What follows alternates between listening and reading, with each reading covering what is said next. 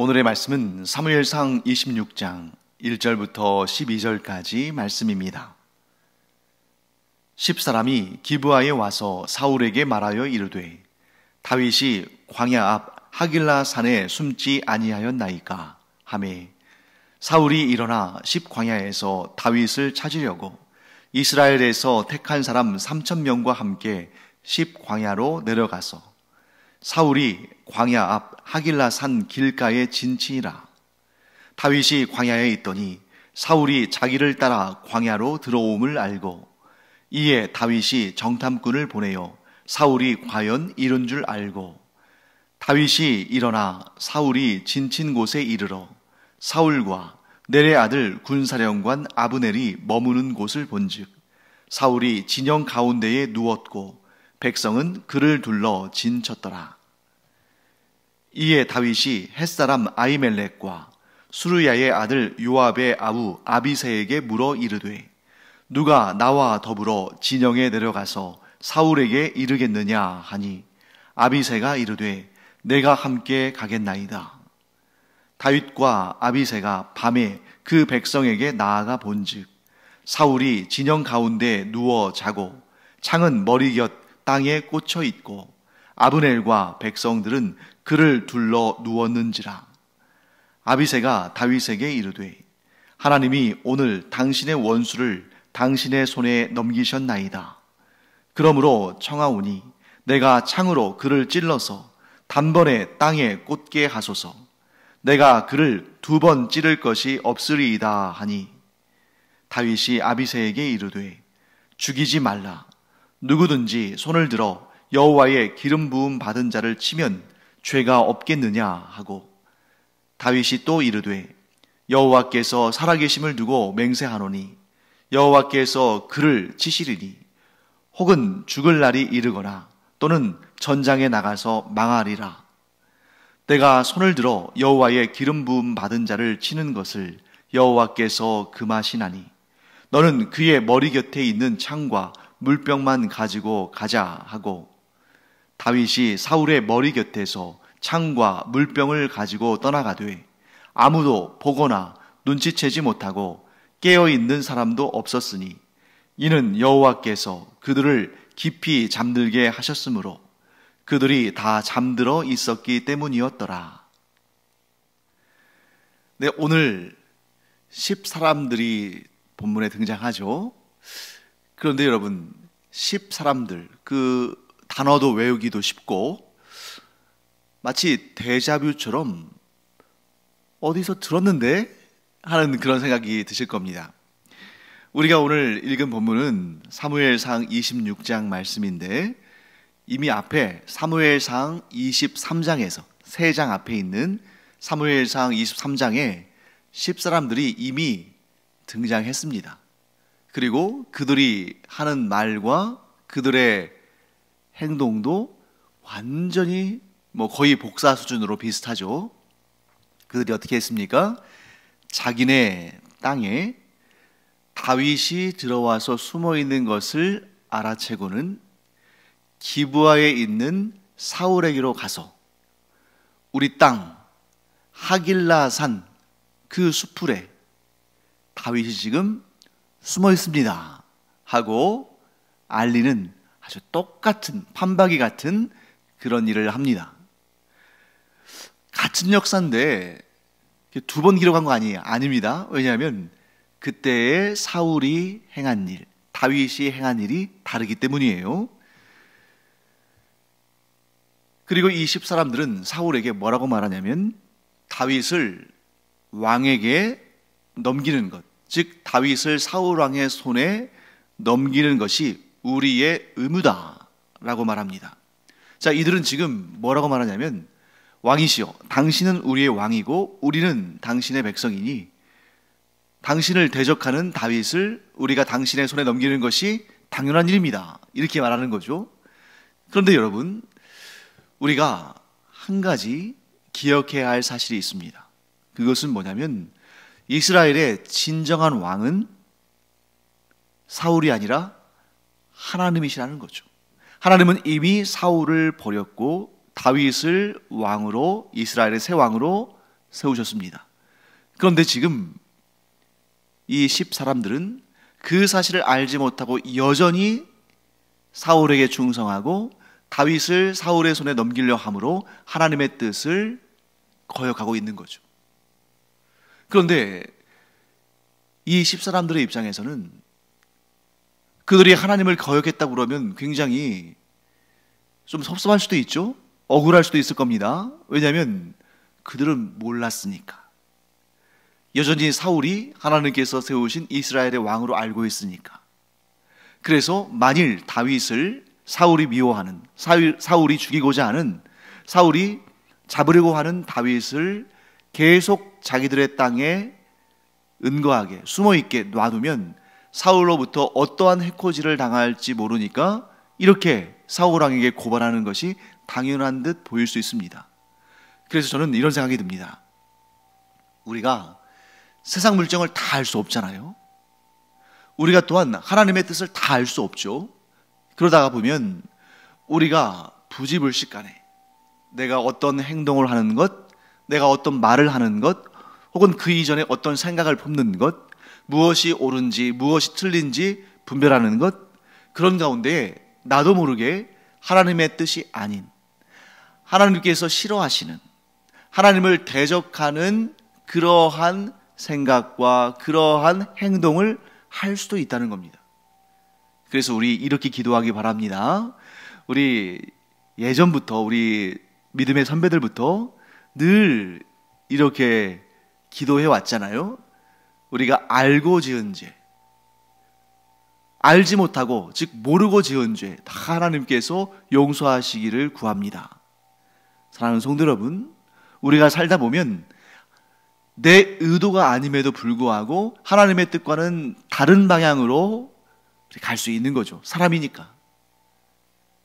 우리 간절히 이렇게 기도하기 바랍니다. 하나님, 그런 부분이 있다면 용서하여 주시고 성령님의 임재하심 가운데에, 성령님의 인도하심 가운데에 제가 생각하고 결정하고 말하고 행동하는 것들이 하나님의 뜻과 반대로 가고 하나님과 대적하는 것이 아니라, 내가 미처 몰랐다 할지라도 내가 모르는 그 순간에도 나의 뜻과 나의 결정과 나의 말과 나의 행동이 하나님께서 기뻐하시는 하나님의 뜻을 따라가기를 우리 구하기 바랍니다. 그래서 하나님께서 나를 붙드셔서 하나님께서 원치 않으시는 길로 가려 할 때 나를 강권하셔서 하나님의 길로 인도하시고, 내가 하나님께서 싫어하시는 그런 죄를 짓게 되는, 혹은 거기에 연루가 되는, 나도 모르는 사이에 그 죄악된 길로 가게 되는, 나는 그러고 싶지 않았는데 주변의 상황이나 사람들이 나를 그렇게 끌고 가려고 할 때, 악한 사탄이 나를 미혹하고 시험하려 할 때 하나님께서 성령의 인도하심을 통해서 성령의 그 음성을 들려주시고, 그래서 하나님께서 기뻐하시는 길, 하나님께서 원하시는 길로 내가 향할 수 있도록 우리 그렇게 기도하고 그런 하나님의 은혜를 얻기를 간절히 축원합니다. 이 10사람들의 고자질을 들은 사울은 이스라엘에서 3,000명의 아주 정예군을 모집한 다음에 그들과 함께 다윗을 잡으려고 출동합니다. 그때 사울이 다윗을 잡으려고 10광야에 하길라산 그 길가에 진을 쳤다는 소식이 다윗에게도 알려집니다. 그 소식을 듣고 다윗이 정탐꾼들을 보냈어요. 몇 명이나 나를 잡으러 왔을까? 사울 왕이 직접 왔을까? 또 그들이 어떤 군 편성을 하고 있을까? 그런 것들을 정탐하기 위해서 정탐꾼을 보냈는데, 그들이 정탐한 바에 의하면 사울은 그 진영의 한가운데 있고 그 주변으로 이스라엘 군사들이 이렇게 포진해 있는 겁니다. 얼마나 철통 같은 요새예요. 머릿속으로 한번 그림을 그려보세요. 자, 오늘날도 뭐 마찬가지죠. 군대가 전투를 하기 위해서 출동을 하면 일단 건물을 지을 수는 없는 거니까 천막을 치죠. 막사를 칩니다. 그때에 한 가운데에 가장 크고 좋은 막사를 치고 거기에 왕이 쉬고 그 주변으로 겹겹이 그 군사들이 장막을 치고 거기에서 왕을 보유하고 있습니다. 그러니까 어찌 보면 이 사울이 의심이 많은 사람이니까 아주 철저하게 자신을 보호하면서 대비를 하고 있는 거죠. 감히 누가 그 진영을 뚫고 들어가서 그 가장 안쪽에 있는 사울의 장막에 침투해서 사울을 해칠 수가 있겠어요. 더군다나 지금 다윗과 함께한 사람들은 600명 정도고 사울은 이스라엘의 정예군으로 해서 3,000명을 끌고 왔습니다. 뭐 숫자는 5배 되는 숫자는 뭐 당연하거니와 그들의 무기도 달랐겠죠. 그러니 인간적으로 보면 다윗이 사울이 머무는 장막까지 들어간다는 것은 불가능한 일입니다. 그런데 다윗이 어떤 마음을 가졌냐면 내가 사울의 그 이스라엘 진영의 한 가운데에 있는 사울 왕에게 가겠다. 그러면서 다윗이 나와 함께 그 진영 한가운데 들어갈 사람이 누가 있냐 하고 자원자를 모집합니다. 그때 한 사람이 응답을 해요. 그가 누구냐면 요압의 아우 아비새입니다. 여러분 이제 우리가 사무엘 상에서 지금 거의 이제 후반부로 가고 있죠. 다윗이 이스라엘의 왕이 되는 그 장면은 본격적으로 사무엘 하에 등장하는데 이 사무엘 하에 있는 이 이스라엘의 전체 이스라엘의 왕인 다윗의 참모들을 보면 가장 많이 언급되는 사람 가운데 한 사람이 요압이라는 사람이에요. 그런데 이 요압은 삼형제입니다. 요압, 아비새, 아사엘 셋 다 굉장한 용사들이에요. 그런데 이 세 명의 공통점이 있는데 누구의 아들이냐면 수루야라는 여인의 아들입니다. 수루야. 그런데 이 수루야라는 여인은 다윗의 여동생이에요. 자, 그러면 다윗의 여동생의 아들들이니까 이들은 모두 다윗의 조카들이 되는 거죠. 이 조카들이 장차 다윗을 보필하는 이스라엘의 군대 장관들이 됩니다. 군 사령관들이 되는 거죠. 그런데 어떻게 이들이 지금 현재 다윗과 함께 있는가? 우리 예전에 다윗이 아둘람 굴에 피신했을 때에 그때에 다윗의 가족들 그리고 친척들 또 억울한 일 당한 사람들 환난 가운데 있는 사람들 빚진 자들 이런 사람들이 모여들었다는 그런 얘기를 우리가 본 적이 있죠. 그 말씀 우리가 기억할 겁니다. 그때 사울 왕의 표적이 된 다윗의 가족 친척들이 아둘람 굴로 모였을 때에 그들 가운데 요압, 아비새, 아사엘 이 삼형제가 있었던 것이죠. 그리고 그들은 무예에 있어서도 출중했기 때문에 이스라엘의 군대를 이끄는 사령관들이 된 것입니다. 아비새가 제가 가겠습니다 하고 이제 믿음으로 이제 나섰습니다. 그때 여러분 사울의 진영에 잠입하는 것 결코 쉬운 일이 아닙니다. 3,000명의 이스라엘 정예군이 한 가운데 있는 사울의 장막을 둘러싸고 겹겹이 에워싸고 있죠. 그런데 놀라운 일이 일어납니다. 다윗과 아비새가 그 진영에 들어갔는데 아무도 그 사실을 알지 못하고 결국 다윗과 아비새가 그 이스라엘 진영의 가장 안쪽에 있는 뭐 개미새끼 한 마리 들어오기 힘든 그 한 가운데까지 아무 제지도 받지 않고 들어갔다는 거죠. 어떻게 이런 일이 발생했습니까? 오늘 본문에 나오는 것처럼 하나님께서 사울과 아브넬과 그곳에 있는 모든 이스라엘 군사들을 깊은 잠에 빠지게 하셨기 때문에 아무도 다윗과 아비새가 그 지형에 침투하는 것을 막지 못했을 뿐만 아니라 그 사실도 알지 못하고 다 깊이 잠들어 있는 것이죠.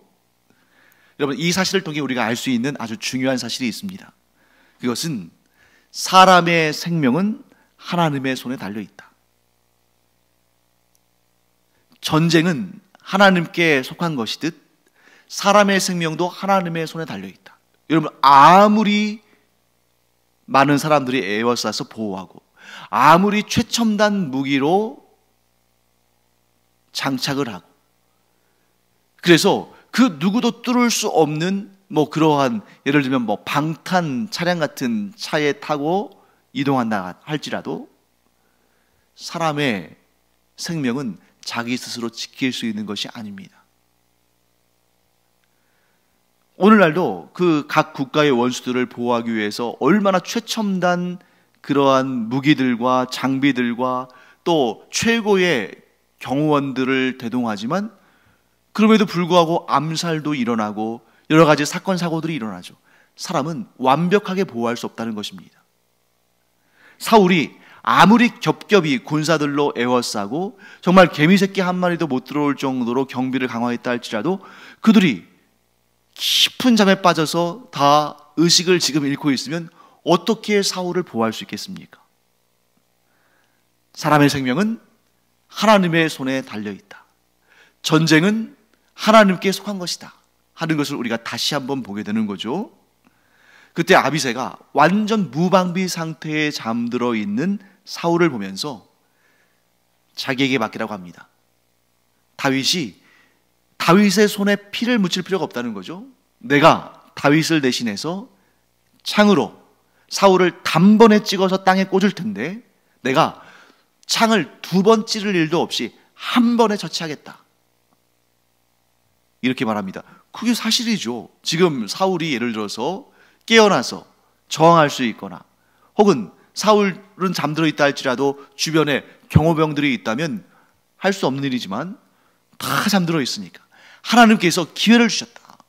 이번이야말로 정말 하나님께서 사울왕을 보복하도록, 사울왕에게 보복을 하고 응징을 하도록 하나님께서 완벽한 기회를 주셨다 하고 아비새는 이야기하는 것입니다.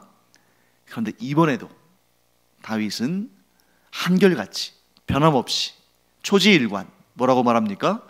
하나님께서 기름 부어 세우신 왕을 내가 죽일 수 없다. 왜 그럴까요? 그것은 하나님의 권위에 도전하는 것이다. 나는 그에 대한 보복을 전적으로 하나님께 맡겨드린다. 하나님께서 그에게 보복하시려면 보복하시려니와 나는 내 손을 들어 그를 치지 않겠다. 여전히 하나님의 권위를 존중함으로 사울을 자기 손으로 처치하지 않는 다윗의 그 한결같은 모습을 봅니다. 그리고 이제 아비새에게 명령하죠. 그를 죽이지 말고 대신 그 머리맡에 있는 창과 물병을 증표로 가져가자. 우리가 얼마든지 사울을 죽일 수 있었으나 그러나 우리가 사울을 죽이지 않았다는 것을 이렇게 표시로 남겨놓자 하고 말한 것입니다. 여러분, 지금 사무엘상에서 계속 반복적으로 보여주는 다윗의 모습을 여러분들이 잘 기억하셔야 됩니다. 오늘 이 사무엘상 26장 바로 앞에 있는 본문이 사무엘상 25장 나발의 죽음에 관한 것이었죠. 나발 누가 죽였습니까? 다윗이 죽이지 않았어요. 하나님께서 다윗이 나발을 보복할 수 있는 그 위기의 순간에 아비가일을 통해서 다윗이 나발을 죽이지 못하도록 막으셨습니다. 그러므로 말미암아 후일에 다윗이 이스라엘의 왕으로 세워질 때에 이 문제가 그에게 걸림돌이 되지 않도록 하나님께서 다윗을 형통하게 하셨죠. 오늘도 마찬가지입니다. 사무엘상 25장에서 나발의 죽음을 다루신 그 하나님께서 이제 26장에서도 사울과 관련된 말씀을 하시는데, 이 둘 다 이제 곧 있으면 사울도 이제 죽는 내용이 나오거든요. 지금 사무엘상이 거의 끝마쳐져 가는 그런 단계에 들어갔는데, 후반부인데 사무엘상은 사울의 죽음으로 이제 끝이 나죠. 그때가 가까웠습니다. 그런데 하나님께서 지금 계속 반복적으로 보여주시는 것은 뭐냐면 나발의 죽음도 그렇고 사울의 죽음도 그렇고 다윗이 관계가 없다. 다윗은 그들의 죽음과 관계가 없다 하는 것을 하나님께서 분명한 역사를 들어 보이심으로 다윗이 억울한 누명을 쓰지 않도록 하나님께서 다윗을 보호하신 것입니다. 여러분, 실제로 나발과 사울은 다윗이 죽인 것이 아니라 그들이 다윗을 공격하고 그들이 다윗을 대적했으나 하나님께서 대신 보복해 주신 것이죠. 즉 그들은 하나님의 심판을 받고 죽은 것입니다. 여기에서 가장 중요한 사실을 우리 반드시 알아야 되는데, 그것은 뭐냐면 하나님의 사랑을 받는 자를 대적하는 것은 곧 하나님을 대적하는 것과 같다 하는 것입니다. 여러분, 다윗은 하나님의 사랑을 받는 자였어요. 하나님께서 기뻐하시는 자입니다. 나발도 사울도 하나님을 직접적으로 대적하면서 하나님을 공격하면서 하나님을 믿지 않으면서 하나님을 저주하면서 그러진 않았어요. 그런데 그들이 공통적으로 하나님께서 기뻐하시는 사람, 하나님께서 사랑하시는 다윗을 공격하고 대적하고 모욕하고 조롱했습니다. 그 모습을 하나님께서 다 지켜보고 계셨어요. 그러면서 하나님께서 뭐라고 하시냐면 나를 사랑하는 자를 대적하는 것은 곧 나를 대적하는 것이다. 그러니 다윗아, 네가 직접 보복할 필요 없다. 네가 직접 응징할 필요 없다. 왜? 너를 공격하는 자는 곧 나를 공격하는 것이고 내가 그들을 심판하겠다. 그리고 하나님께서는 나발도 사울도 죽음에 이르는 심판으로 하나님께서 보복하신 것입니다. 여러분, 이 말씀은 참 기쁜 말씀이면서 동시에 두려운 말씀이기도 합니다. 왜냐하면 하나님께서 사랑하시는 우리를 대적하는 누군가, 그것이 악인일 수도 있고 또 사탄일 수도 있고 죄와 사망의 권세일 수 있죠. 하나님의 사랑을 받는 우리를 대적하는 그 무리는 반드시 하나님께서 응징하신다. 우리를 대신해서 보복하신다. 심판하신다. 그런데 여러분, 우리가 그 응징을 받는 자가 될 수도 있다는 사실을 반드시 기억해야 됩니다. 하나님은 내 편이시니까, 하나님은 나를 사랑하시니까 나를 대적하고 나를 괴롭히고 나를 시험하고 나를 못살게 구는 사람들을 하나님께서 보복해 주실 거야. 물론 그런 믿음 갖는 거 좋습니다. 아주 훌륭한 믿음이죠. 그렇기 때문에 나는 내 손으로 보복하지 않을 거야. 왜? 하나님께서 모든 것을 선악간에 지켜보고 계시고 판단하시고 응징하실 것이니까. 그 믿음 좋습니다. 그런데 두려운 것은 뭐냐면 내가 하나님의 사랑받는 자, 하나님께 의롭다 여기심을 받는 자, 하나님께서 칭찬하시고 지켜주시는 자를 혹여라도 대적하고 있지는 않은지 내 자신을 돌아봐야 한다는 거죠. 그렇기 때문에 여러분, 제가 여러분에게 숙제를 좀 드리겠습니다. 뭐냐면 우리가 이 세상에 있는 모든 사람들에 대해서 그들을 괴롭히지 않고 대적하지 않고 그들과 사이좋게 지내야겠습니다만, 특히 더더욱 믿음의 사람들, 예수 그리스도를 구주로 영접하고 하나님을 아버지라 부르는 이 믿음의 사람들, 성도들을 우리 함부로 욕하거나 싸우거나 대적하거나 고통을 주거나 업신여기거나 안 좋은 말을 하지 말기를 바랍니다. 물론 그 사람이 뭔가를 잘못했을 수 있어요. 여러분, 다윗을 보십시오. 사울이 분명히 명백하게 잘못했고 죄를 지었고 다윗을 죽이려고 했지만, 그럼에도 불구하고 하나님께서 사울을 기름 부어 왕으로 세우셨기 때문에 하나님의 권위를 존중해서 사울에게 보복하지 않았습니다. 우리도 마찬가지야 한다는 거죠. 이 교회 공동체 안에 이 신앙생활하는 우리 성도들 한 명도 빠짐없이 그들이 진정 예수 그리스도를 구주로 영접하고 하나님을 아버지라 부르는 사람이라면 그는 예수 그리스도의 보혈, 곧 예수님의 생명값으로 사신 바 된 존귀한 하나님의 사람들이고 하나님은 그들을 아끼시고 사랑하십니다. 돌보시고 보호하십니다. 그런데 그런 사람과 싸우는 것은 물론 나도 예수 그리스도의 생명값으로 산 하나님의 자녀요, 하나님의 사랑과 하나님의 은혜를 얻는 자지만 그렇다고 해서 내가 하나님의 사랑받는 자를 공격할 수 있는 그런 자격을 얻은 것은 아닙니다. 그러므로 우리 성도들, 그들을 택하신 하나님의 권위를 생각해서 우리가 비록 그들이 우리에게 잘못을 하고 또 악을 행하고 또 내가 억울한 일을 당했다 할지라도 그들을 향해서 저주하거나 싸우거나 덕이 되지 않게 싸우거나 헐뜯거나 그런 마음 품지 않고 그런 말 하지 않고 그런 행위 하지 않는 그런 우리가 되기 바랍니다. 만약 우리가 그것을 실천하면 우리는 하나님 앞에 그 일로 인해서 책망받을 일이 없고 도리어 하나님께서 그런 우리 모습을 보면서 다윗을 칭찬하신 것처럼, 다윗을 복되게 하신 것처럼, 다윗을 이스라엘의 왕으로 높이시고 그에게 영광을 주신 것처럼 우리에게 놀라운 은혜와 복과 영광을 주실 줄 믿습니다. 이것이 바로 우리 그리스도인들이 살아가는 방식이 되어야 한다는 거죠. 그런데 그냥 나만 생각해서 내가 어떤 사람인데, 내가 예수님의 생명값으로 구원받은 사람인데, 내가 하나님의 사랑받는 사람인데 누가 감히 나를 대적하며 누가 감히 나를 공격해 하면서 그 상대방을 향해서 막 공격적인 언사를 하고 막 싸우고 다투고 헐뜯고 한다면 결코 하나님 앞에 의롭다 여기심을 받을 수 없다는 거죠. 오히려 억울한 일을 당할수록, 여러분 우리 그리스도인이 세상을 살아가면서 억울한 일 당하죠. 우리가 예수 믿는다고 해서 억울한 일 한 번도 안 당하는 거 아닙니다. 오히려 더 많이 당할 수도 있어요. 그런데 그런 억울한 일을 당할 때, 내가 정말 인생에 그런 억울한 일을 당할 때 그 억울함을 내가 나서서 다 내 뜻대로,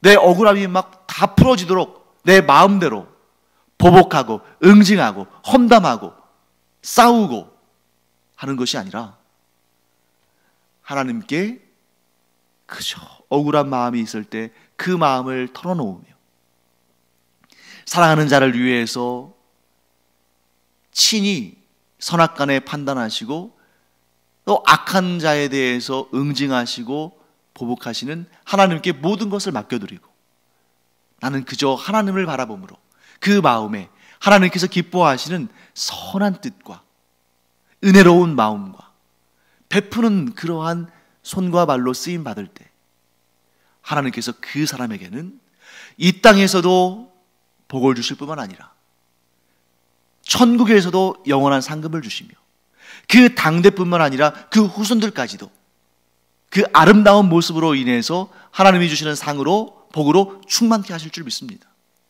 여러분 다윗을 보십시오. 그 억울한 일을 당해서도 스스로 보복하지 아니하고 하나님께 온전히 맡겨드리고 죄짓지 않은 다윗, 그 다윗을 하나님께서 이스라엘의 왕으로 세우셨을 뿐만 아니라 그 후손들이 계속 그 왕위에 오르게 하셨습니다. 여러분 보십시오. 다윗의 후손들이 하나님께 정말 위대한 그러한 종들로서의 삶을 살아서 그래서 왕이 될 만한 그러한 충분한 그러한 행적을 이름으로 말미암아 그들이 스스로 왕위에 오른 것이 아닙니다.